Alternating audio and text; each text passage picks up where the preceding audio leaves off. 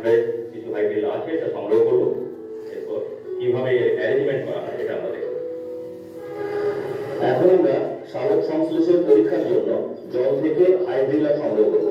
Hydrilla, যাতে আমরা পাতা ঝাঁঝি বলে চিনি, জলের মধ্যেই থাকে, সংগ্রহ করছি।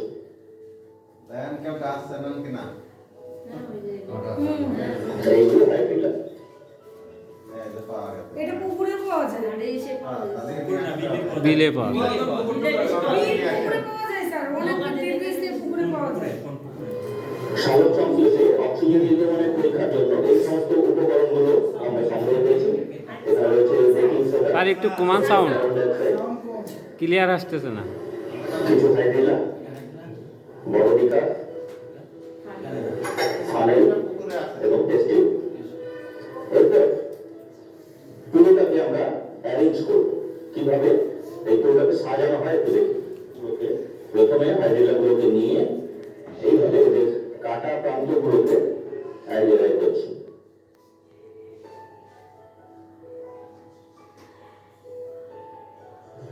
এরপর এই অংশগুলোকে খেয়াল করে দেখো, ফানেলের মধ্যে কাটা অংশগুলোকে ফানেলের সরু প্রান্তের দিকে দিয়ে দিলাম। এর ভেতরে গুছিয়ে এটাকে ভরলাম। সাবধানে ওই জলের মধ্যে এটাকে আমরা ডোবাবো।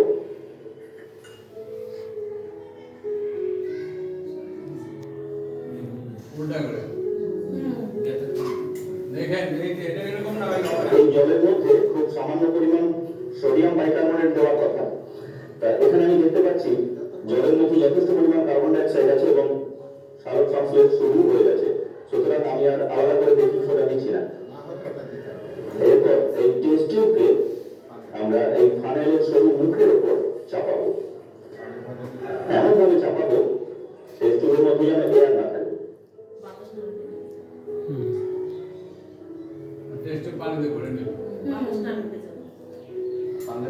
টেস্ট টিউবের মধ্যে আঙুল দিয়ে আমরা জলের উপর দিয়ে ধীরে ধীরে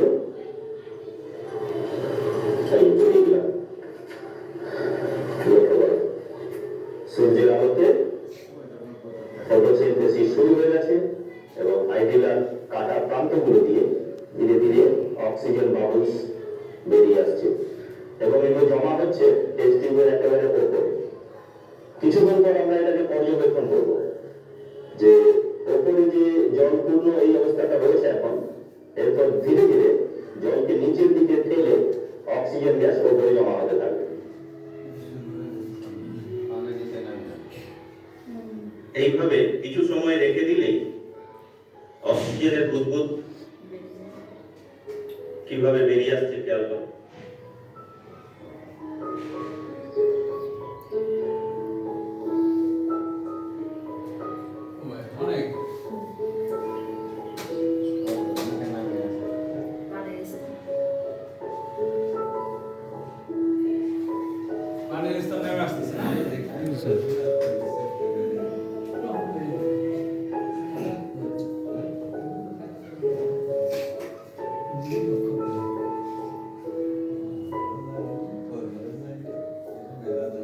এরপর আমি টেস্ট টিউবের মুখটাকে চেপে জলের ভেতর থেকে গ্যাস সমেত বের করব।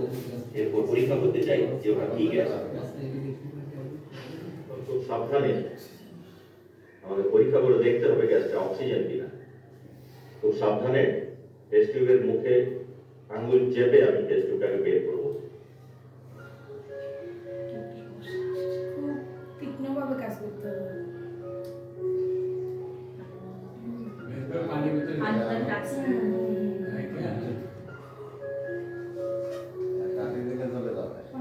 এই অংশে অক্সিজেন আছে বলে আমি মনে করছি। এর মধ্যে একটা জ্বলন্ত এই অর্থে এই ধরনের একেবারে দাউ দাউ করে জ্বলছে না, কিন্তু রেড হট। এই কাঠিটাকে প্রবেশ করাবো, দিলে কোনো চেঞ্জ আছে কিনা দেখবো।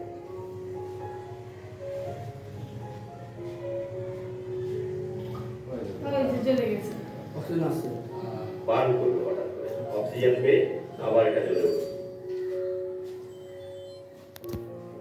কাঠিটা লাল হয়ে জ্বলছে, আমি এর মধ্যে ঢোকাচ্ছি।